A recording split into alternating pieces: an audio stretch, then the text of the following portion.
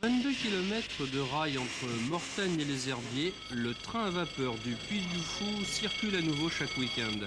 La nouveauté cette année, ce sont les wagons, des voitures fabriquées en Autriche dans les années 20 et rachetées par l'association, 20 000 francs pièce.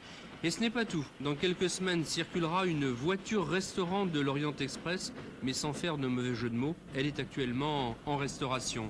La locomotive, c'est en fait une machine de manœuvre prêtée par les chemins de fer de Touraine. Tous les 50 km, il faut aller refaire de l'eau aux herbiers.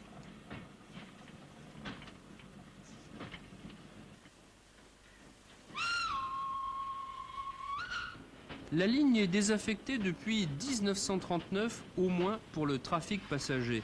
Et ce qui en fait son charme aujourd'hui, c'est que l'on circule souvent dans un véritable couloir de verdure.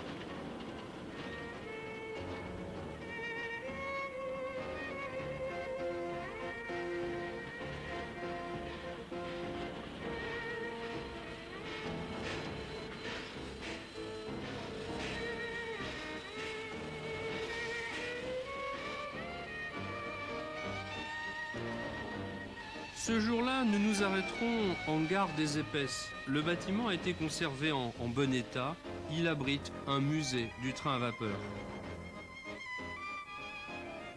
Ces affiches rappellent la grande époque du chemin de fer en Vendée, quand les belles parisiennes allaient prendre les eaux au Sables-d'Olonne, alors la plus belle plage d'Europe. Le train à vapeur a connu aussi de grandes catastrophes. Ces documents en témoignent.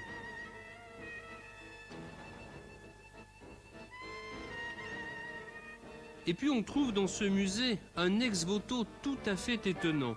Une plaque de marbre sculptée et dédiée à la Vierge par des pèlerins de Fontenay rescapés d'une collision entre deux trains. C'était le 2 juillet 1876.